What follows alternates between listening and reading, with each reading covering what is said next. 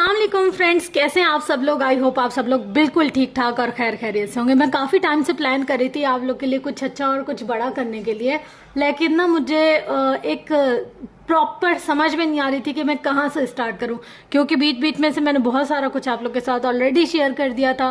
फिर मैं सोच रही थी कि नहीं, एक ऐसी चीज़ मैं आप लोग के साथ शेयर करूं ताकि आप सबका फ़ायदा हो, जिसमें आप लोग अगर बिगनर्स हैं या आप लोग प्रो हैं, बहुत ज़्यादा सिलाई करते हैं, तो भी आप लोग का फ़ायदा हो। तो आज की हमारी इंट्रोडक्शन क्लास है, इसके बाद हम लोग करेंगे मतलब स्टेप बाय स्टेप हम लोग चलते जाएंगे। इस कोर्स को करने के बाद आप लोग प्रोफेशनल कटिंग और स्टिचिंग के मास्टर्स बन जाएंगे। मतलब कि आप लोगों को किसी और जगह, किसी और इंस्टीट्यूट जाने की ज़रूरत ही नहीं पड़ेगी। मैं इतना ज़्यादा अच्छा ब्रीफ कर दूंगी आप लोगों को। उसके अलावा आगे तो फिर हर किसी की अपनी लक होती है कि कोई कितना समझ सकता है, कोई कितना नहीं कर सकता, लेकिन मेरी फुल ये कोशिश होगी कि आप लोगों को कुछ भी मुश्किल ना हो। कोई भी ऐसी मुश्किल जो आप लोगों के लिए बहुत ऐसे ना मतलब हो कि इसका हल क्या होगा, वो आपको इस चैनल पर आसानी से मिल जाए। अच्छा, सबसे पहले आप लोग अपनी वैनिटी तैयार कर लें। जैसे हर मेकअप आर्टिस्ट की एक वैनिटी होती है, हर जो पेंटिंग करते हैं उनकी एक वैनिटी होती है, इसी तरीके से जो ख़वातीन सिलाई करती है ना, उनकी भी वैनिटी होती है। और उनकी वैनिटी में क्या क्या सामान आता है वो सब मैं आपको आज डिटेल से बता दूंगी, ताकि आप लोग को वो सारी चीज़ें एक ही दफ़ा सेट कर कर याद रहें। देखिए, सबसे पहले हमारे पास इस्त्री होनी ज़रूरी है, क्योंकि सबसे फर्स्ट स्टेप पर हम कपड़े को प्रेस करते हैं। उसके बाद हम लोग कोई काम करते हैं ना, तो सबसे पहले अच्छी वोल्टेज वाली इस्त्री होनी चाहिए। चाहे आप उसको कम ज़्यादा करें, पर होनी चाहिए आपके पास। इसके बगैर हमारा काम नागुज़ीर है, ठीक है। अच्छा, नंबर 2 पे क्या होना चाहिए हमारे पास, ये है हमारे पास हमारा नंबर 2 का टूल, जिसके बगैर हमारा गुजारा नहीं है। अच्छा, कैंची को आप लोगों ने अच्छे तरीके से सेट करना है। अगर आप चाहें तो यहाँ कपड़ा वगैरह भी लगा सकते हैं, जिससे क्या होता है कि काफ़ी अच्छा और सहूलत रह जाती है। अब देखें, जैसे मेरी फिंगर्स हैं, ये फिंगर, ये फिंगर, ये फिंगर, आपको यहाँ पर निशान नज़र आ रहे हैं ना, मतलब पूरे हाथ के कलर में और सिर्फ इन 3-4 फिंगर्स के कलर में कितना फ़र्क है। वो यूं कि हम लोग जब इसको पकड़ते हैं ना, तो हमारी ये वाली कैंची की जो चीज़ है ना, यहाँ पर पैवस्त हो जाती है, और वो बार बार स्किन रगड़ खा खा के ये जो हमारी जगह है ना, ये काली हो जाती है बहुत ज़्यादा। पूरे हाथ की निस्बत ये चीज़ जो है ना, ये बहुत ज़्यादा प्रोमिनेंट फील होती है। अच्छा, उसके अलावा जब हम लोग रख कर यूं कटिंग करते हैं, तो अक्सर से हमारे यहाँ पर भी निशान लग जाते हैं, पर यहाँ इतना ज़्यादा नहीं होता, क्योंकि हम इस तरीके से कैंची चलाते हैं ना, तो सारा प्रेशर जो होता है वो इन जगह पर पड़ता है। अगर आप यहाँ पर कपड़ा वगैरह कुछ लगा लेंगे ना, तो आपको इतना ज़्यादा यहाँ प्रेशर नहीं पड़ेगा और आपका काम भी बहुत ज़्यादा आसान हो जाएगा। अच्छा, नंबर 3 पे हमारे पास क्या होना चाहिए, कोई भी आप लोग लेड पेंसिल ले लें या स्केच पेंसिल ले लें। मेरी जो रिकमेंडेशन होती है ना, मैं कहती हूँ कि आप लोग स्केच पेंसिल ले लें, वो ज़्यादा अच्छी लगती है। 3B की, 4B की भी अच्छी होती है और 2B की भी बहुत अच्छी होती है। उसकी नोक थोड़ी सी मोटी होती है, तो वो हमारे काम में बहुत ज़्यादा सही रहती है। अच्छा, उसके बाद हम लोगों ने क्या करना है, हमारे पास कैंची भी आ गई और पेंसिल भी आ गई। उसके बाद हमारे पास होना चाहिए मशीन का ये टूल और सिलाई मशीन। मतलब सिलाई मशीन के बाद बगैर तो हमारा क्या ही काम होगा ना। इसको हम बोलते हैं शटल और इसको हम बोलते हैं बाबिन। ये बाबिन इस शटल के अंदर जाती है, और ये देखें ये कैसे सेट होती है, मैं आपको बताती हूँ। ये हमारी बाबिन है, ये हमारा शटल है, सही है। सॉरी इन दो चीज़ों में मैं मतलब कभी कंफ्यूज हो जाती हूँ। तो हम लोग शटल बाबिन का इस्तेमाल बहुत ज़्यादा करते हैं अपने काम, मतलब मशीन चलती ही नहीं है इसके बगैर, तो हम इसके बगैर क्या ही काम करेंगे। बाज़ाहिर देखने में ये देखें कितना छोटा सा टूल है ना, मगर इस टूल के बगैर हमारी सिलाई नागुज़ीर है। अब देखें यहाँ पर इसके छोटा सा एक होल बना हुआ है ना, इसी होल के ज़रिए हम लोग ये इसके अंदर डालेंगे। पूरा इस तरीके से इसको फिक्स होना चाहिए, ना हम इसके अंदर बहुत ज़्यादा धागा भरेंगे, ना बहुत कम धागा भरेंगे, ना हल्का रखेंगे ना तेज़ रखेंगे। ये इसके अंदर ऐसे फिक्स होना चाहिए, ठीक है। उसके बाद ये जो इसका यहाँ का सुराख है, यहाँ से हम लोगों ने इसका धागा निकाला। अच्छा, अब ये जो इसकी नीचे की प्लेट है, इस प्लेट के नीचे हमने धागा डाल दिया। ये देखिए, ये जो प्लेट है ना, इसके अंदर से हम लोगों ने धागा गुजार दिया, और ये जो सुराख है ना, इस सुराख से हम लोग इस धागे को बाहर निकालने हैं कुछ इस तरीके से। ये देखिए, ये अब चलता हुआ आपको नजर आ रहा है, ये यहाँ से ऐसे ऐसे ऐसे ऐसे ऐसे चलता हुआ नजर आ रहा है। बस ये इसी तरीके से मशीन के अंदर भी इसी तरीके से चलेगा। लेकिन कभी कभी ऐसा होता है कि हमारी ये जो होती है ना शटल, इसका कुछ मसला हो जाता है, कुछ पेच लूज हो जाता है या कुछ भी, तो ये धागा बहुत ज़्यादा या हल्का करने लग जाती है, टाइट कर लेती है। तो इस चीज़ का बहुत ख्याल रखना चाहिए, क्योंकि ये चीज़ जो है ना, ये हमारी मशीन की सिलाई पर कंप्लीटली डिपेंड करती है। देखिए ये चीज़ जो है ना ये बहुत ज़्यादा इंपॉर्टेंट है और आपने इसका बहुत ज़्यादा ख्याल भी रखना है, ठीक है। इसको जंग से बचाना है हमने। अगर हम लोग बहुत ज़्यादा टाइम के लिए सिलाई नहीं कर रहे तो आपने इसके अंदर तेल वगैरह डालकर फिर रखना है। अच्छा, अब जब हमारे पास शटल बाबिन दोनों हैं तो हमें चाहिए एक धागा जिसके ज़रिए से हम कपड़े की सिलाई कर सके। ठीक हो गया, यहाँ तक हमारे जो बेसिक टूल्स है ना वो कंप्लीट हो गए। इनसे हम अपने कपड़ों की सिलाई स्टार्ट कर सकते हैं।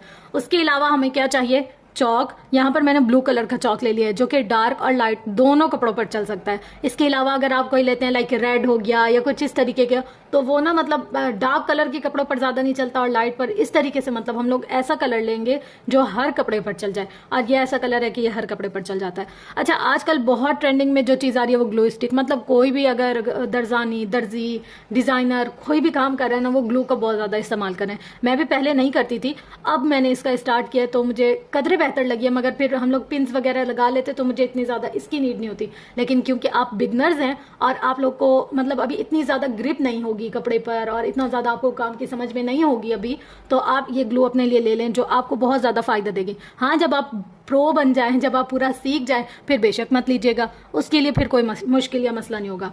अच्छा, यहाँ पर मैंने ले लिया एक पेचकस। ये मेरी मशीन के साथ ही मुझे मिला था। मतलब ये बहुत सारी चीज़ों के काम आता है। अगर हमारी सुई टूट जाए उसके काम आता है, सुई लगाने के काम आता है, और मेरे तो ज़्यादातर पता है किसके काम आता है, जो कि मशीन में ना मेरे पास धागा भरने की जो जगह थी वो थोड़ी अच्छी नहीं थी, वो थोड़ी सी मतलब ख़राब थी, तो मैंने उसको हटा दी। तो मैं क्या करती हूँ, इसके थ्रू धागा भरती हूँ। तो मेरे लिए तो ये बहुत ही इंपॉर्टेंट चीज़ है। ये देखिए, इस तरीके से मैं इसकी शटर, इस तरीके से मैं ये बाबिन इसमें फंसा देती हूँ और फिर मैं ना इसको भर लेती हूँ धागा आसानी से। जो 15-20 मिनट का काम है वो मेरा 1-2 मिनट में भी, बहुत मुश्किल 1 मिनट में हो जाता है, फटाफट से भर जाता है। इसका धागा बहुत ज़्यादा टाइम नहीं लेता।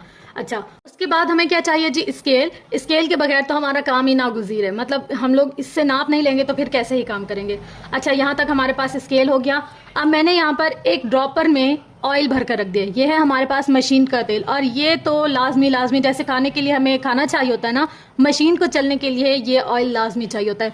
देखिए, कभी बारिशों का मौसम होता है ना, फटाफट हमारे जो टूल्स है ना उनमें जंग लग जाता है। और कराची में जो लोग रहते हैं उनको तो खास तौर पर अंदाजा होगा कि मिनटों में बस ऐसे ऐसे फटाफट चीज़ें खराब हो जाती है। तो आप जब भी मशीन का काम खत्म करके मशीन को रखेंगे, आपको चाहिए आप हमेशा उसमें तेल डालकर उसके जो जो भी डॉट डॉट बने हुए हैं उसके अंदर चाहे 2-2 ड्रॉप ही डालें, पर डालें लाजमी, ठीक है। उसके बाद है हमारा ये ओपनर। ये ओपनर हमारे तब काम आता है जब हम बहुत ज़्यादा फंस जाते हैं या हम गलती करते हैं। मतलब अगर हमसे कोई सिलाई गलत लग गई है और अब हम उसको कैसे ही खोलें, बहुत शिद्दत से अगर चलाएंगे तो क्या होगा, हमारा कपड़ा फट जाएगा, खिंचा हुआ आ जाएगा, सुराख बड़े हो जाएंगे। तो ये ओपनर उस काम के लिए बहुत बेहतरीन चीज़ है।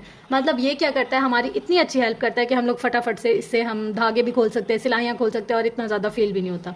तो इसको भी हमेशा मैं पिन लगा कर रखती हूँ ताकि किसी के हाथ में ना लग जाए। अक्सर ना बेध्यान में मशीन में जब बंदा हाथ मारता है ना तो पता नहीं चलता और इसकी नोक ना हाथ में लग जाती है। तो इसको आप जब भी रखें इस तरीके से रखिएगा। ठीक हो गया यहाँ तक। अच्छा, अब वो वाली पेंसिल जिसके बारे में मैं आपको बता रही थी, मैंने कहा आप लोग को दिखा भी दूँ। मेरे पास यहाँ पर है 9B की पेंसिल। इसको मैं एम्ब्रॉयडरी के लिए भी इस्तेमाल करती हूँ, इसको मैं स्केचिंग के लिए भी इस्तेमाल करती हूँ, इसको मैं कपड़ों पर नाप करने के लिए, जब मुझे कोई चौक कुछ भी नहीं मिल रहा होता। अक्सर ना ऐसा होता है कि जब हम काम करने के लिए बैठे हैं, हमारी चीज़ें ही नहीं मिल रही होती, तो फिर मैं इसको लेकर आती हूँ। मैं कहती हूँ बहन थोड़ी सी मदद कर दो, तो ये पेंसिल बहुत अच्छी है, बहुत ज़्यादा मदद करती है। इसका डेमो मैं आपको दिखाती हूँ। ये देखें, यहाँ पर ये वाइट सर्विस से आपको कैसे अच्छे से नजर आ रही है ना, इस पर जो हम लोगों ने लिखा है। अच्छा, अब यहाँ पर ये ब्राउन है, यहाँ पर देखिए ये इस पर कैसे अच्छे से नजर आ रही है। बिल्कुल मतलब इसका क्लियर स्टेन होता है, ना कुछ मुश्किल होती है, ना ही कोई हम लोगों को दिक्कत होती है। यहाँ पर देखें, हमने जो लाइन चलानी हो, जैसे चलानी हो, फटाफट से हमारी बन जाती है, कोई मुश्किल नहीं होती। एक और कपड़े का कलर मैं आपको चेक करवा देती हूँ, यानी कि आप सोचे कि शायद इस पर ना चले, तो ये देखें हर कपड़े पर चल जाती है और हर तरह से चल जाती है, हमें कुछ भी मुश्किल वगैरह नहीं होती। ठीक है, तो ये आप लोग एक दफ़ा ले लीजिएगा, इतनी ज़्यादा कोई महंगी नहीं आती। ये सारी चीज़ें हद लगाओ आपको 1000-1200 में कंप्लीट आपकी वैनिटी तैयार हो जाएगी। ठीक है, और इससे भी कम, मतलब मैं आपको कॉस्ट बताती हूँ, आप लोग इसको कॉपी पर या किसी चीज़ पर नोट करते जाइएगा। मेरे पास ये है ना, तो मैं अभी इस पर नोट करती जा रही हूँ और मैं आप लोग को बताती हूँ हमारी कितनी कॉस्ट है। ये 370 की है ये कैंची, मतलब आराम से आपको मिल जाएगी, और ये है तकरीबन 10 नंबर की। और ये ऐसी है ना, सिंगर की कैंची है ये, और ये ना बिल्कुल भी ख़राब नहीं होती। मुझे इसको इस्तेमाल करते हुए तकरीबन पूरा साल हो गया, पर ये मेरी कैंची मुझे ज़रा नहीं तंग करती, ना ही लूज़ होती है, ना ही कुछ ख़राब करती है। कपड़ा इतना अच्छा काटती है, मैंने अल्हम्दुलिल्लाह अभी तक इसकी धार भी नहीं चलवाई। अच्छा, उसके बाद हमारे पास 50 रुपये का ये मिल जाएगा ओपनर। अच्छा, 20 रुपये का धागा होगा, दोनों का सेट हमारा लगा लें 120 रुपये का या 150 का होगा ये। अच्छा, उसके बाद ये जो है ये 50 रुपये की नॉर्मली आपको मिल जाएगी। ये भी ऐसे 50-60-70 रुपए की आराम से आपको मिल जाएगी, पर ये साल 2 साल तो कहीं नहीं जाती। आप अगर रेगुलर भी काम करने वाले हैं ना, फिर भी साल 2 साल ये कहीं नहीं जाती, इतनी अच्छी चीज़ है। हाँ बस ये है कि इसको सिर्फ कपड़े पर मार्किंग के लिए यूज़ करें, आप बहुत ज़्यादा आलतू फालतू की चीज़ों के लिए या लिखने वगैरह के काम ना करें, तो ये साल 2 साल आराम से चल जाती है, अगर ज़्यादा काम ना हो तो। अगर तो आप प्रोफेशनल टेलर हैं तो फिर तो बहुत ज़्यादा ही काम होगा, लेकिन ये कि फिर भी अच्छी चल जाती है, पैसा वसूल हो जाता है। मेरे पास जो है ये मोनो आर्ट की है और ये ड्राइंग पेंसिल के नाम से आपको कहीं भी किसी भी स्टेशनरी शॉप से मिल सकती है। अच्छा उसके बाद क्या है, हमारे पास ये चौक भी 50 रुपीज़ का होगा। और मशीन का तेल अगर मेरे पास तो बड़ी बॉटल है ना, आप अगर छोटी लें तो आपकी आराम से आ जाएगी 50 रुपये में, मतलब मिल जाती है आसानी से। अच्छा अब मेन चीज़ जो थी ना, मेन चीज़ जो कि आप लोगों को बतानी थी वो तो मैंने बताया ही नहीं। मेरे पास ये क्या है तो मेरे पास है ये इंची टेप। इसके बगैर सिलाई क्या होगी, इंची टेप से जब हम नाप ही नहीं करेंगे। अब देखिए स्केल जो है वो तो छोटी नाप के लिए होता है, गले वगैरह की नाप के लिए, किसी चीज़ की नाप के लिए, और इंची टेप तो पूरे पूरे सूट की नाप के लिए होता है, तो हम इसको कैसे ही स्किप कर सकते हैं। तो यहाँ पर है जी मेरे पास एक नॉर्मल साइज़ का इंची टेप। इसमें एक छोटा साइज़ आता है, लाइक इतना वो 30 का मिलता है, ये बड़ा है तो ये 50 का मिलता है। यहाँ से मैंने इसकी ऊपर वाली जो हुक थी वो निकाल दी। अच्छा आपको मैं बताऊँ ये मेरा इंची टेप कितने साल पुराना है, ऑलमोस्ट इस इंची टेप को हो गए हैं 15 साल, कम से कम 15 साल हो गए। मतलब ये मेरे फादर का था, फिर उन्होंने मुझे दिया, फिर अब मेरे पास है 15 साल से पिछले। मैंने फिर इसके ऊपर का हुक निकाल दिया और इसको ऐसे रखती हूँ ना जैसे मुंह में ज़बान, मतलब इतनी ज़्यादा भी केयर नहीं करती, पर केयर करती हूँ। तो ये देखिए अल्हम्दुलिल्लाह अभी तक इसमें ना कोई निशान है ना कोई कटे, कुछ भी नहीं। बस यहाँ कुछ दिनों पहले मुझसे थोड़ी सी इस्त्री लगे, वैसे बिल्कुल सही है। 15 साल हो गए इसको। तो समझो कि अगर आप लोग आज 1000 रुपये इन्वेस्ट करेंगे या 2000 या 1500, कितना भी, ये आप ही डिपेंड करता है आप कितनी अच्छी अपनी वैनिटी बनाना चाह रहे हैं, तो आपका ये पैसा वेस्ट नहीं होगा। अच्छा इंची टेप पर ये जो होते हैं ना हमारे पास इंचेस होते हैं, इसको हम कहते हैं यहाँ से यहाँ तक कंप्लीट इंच, यहाँ से यहाँ तक हमारे पास है हाफ इंच, और ये है हमारे पास जो छोटी छोटी लाइंस है ना, इनको बोलते हैं सूत्र। तो बस इस तरीके से हम पूरी नाप करेंगे। आगे की जो डिटेल होगी ना वो मैं आपको नेक्स्ट वीडियो में बताऊंगी। अच्छा अब आ जाते हैं जी हम लोग चिप्स बुकरम के ऊपर। इसको हम कहते हैं, मैं तो अक्सर से चिप्स कहती हूँ, अक्सर लोग बुकरम कहते हैं। तो ये देखें इसके ऊपर शाइन वाली एक चीज़ है, वीडियो में अलग अलग नजर आ रही हो, हाँ ये देखें ये इस जगह पे आपको शाइन नजर आ रही है ना, और ये जो इसकी उल्टी साइड है ये देखिए ये बिल्कुल प्लेन है, यहाँ कोई शाइन वगैरह कुछ भी नहीं है। तो ये साइड जो होती है ना ये चिपकाने की होती है, और वो जो पिछली साइड होती है ना वो पलटने की होती है। मतलब पलट कर हम इसको उल्टा रखते हैं, ये चीज़ जहाँ पे जिस कपड़े पे भी हमने चिपकानी हो तो उस पर चिपक जाती है। इसके साइज होते हैं 0, 1, 2 मतलब 5, 4 नंबर तक होते हैं ऑलमोस्ट। तो मेरे पास अब ये नॉर्मल साइज़ की है, ना इतनी कड़क है ना इतनी पतली है कि ये कपड़े को होल्ड ना कर सके। तो आप लोग इसको ले सकते हैं। ये 30 रुपये की भी मिल जाती है, 50 रुपये की, अपनी नीड के अकॉर्डिंग जितनी आपको चाहिए आप मार्केट से इसको जाकर परचेज कर सकते हैं। ठीक है, सबसे महंगी इन सारी चीज़ों में मैंने जो आपको अब तक बताया वो कैंची है 370 रुपये की, बस। और क्या ही, और ये कैंची आपकी, मैं आपको बताऊं हमारे पास एक कैंची है, उसको कितने साल हो गए हैं आपको थोड़ा सा भी आइडिया कर सकते हैं आप लोग।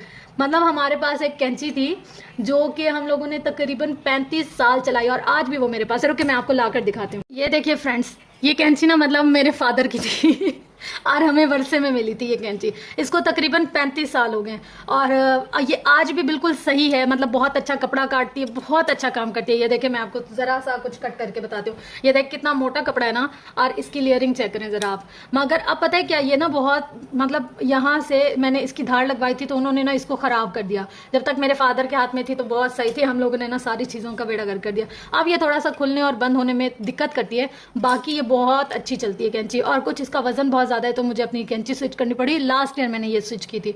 और ये ऐसी चीज़ें हैं ना फ्रेंड्स, अगर आप इन पे इन्वेस्ट करते तो आपकी इन्वेस्टमेंट ज़ाया नहीं होती। बिलीव मी, आपको कुछ ना कुछ देगा, कुछ आप लोगों का वेस्ट नहीं होगा। और आजकल तो कपड़ों की सिलाई इतनी ज़्यादा है कि हर बच्ची हर लड़की को घर बैठे ये हुनर सीखना चाहिए।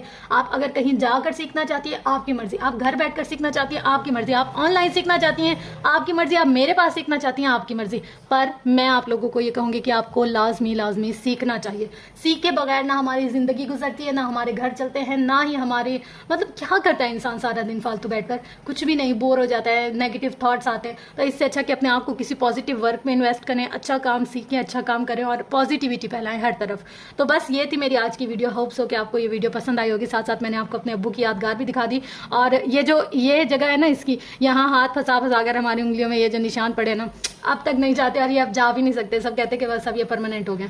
खैर अल्हम्दुलिल्लाह रिज़्क़ हलाल है तो कोई दिल बुरा नहीं होता इन चीज़ों को देखकर, लेकिन यह है कि आप लोग को ज़रूर सीखना चाहिए। इंशाल्लाह मिलते हैं नेक्स्ट वीडियो में। उसके बाद मैं आपको मशीन के बारे में थोड़ा सा बताऊंगी, उसके यूज़ के बारे में थोड़ा सा बताऊंगी। हर किसी के पास अलग अलग मशीन होती है, किसी के पास अगर हाथ वाली मशीन है, हैंडल वाली, हत्ती वाली, तो आप उस पर भी काम कर सकते हैं। किसी के पास जो कि मशीन है आप उस पर भी काम कर सकते हैं। किसी भी तरीके की कोई भी टूल आपके पास है तो आप बस उसको यूटिलाइज करें। तो जल्दी से जाएं, इन सारी चीज़ों को परचेज करें और अपनी अम्मियाओं की या अपने जहेज की या कोई भी किसी भी सिचुएशन में तो वो सिलाई मशीन को निकालें, उसको साफ करें, उसको सेट करें और फिर अपने काम को स्टार्ट करें। इंशाल्लाह मिलता है नेक्स्ट वीडियो में, तब तक के लिए लव यू ऑल, अल्लाह हाफिज़।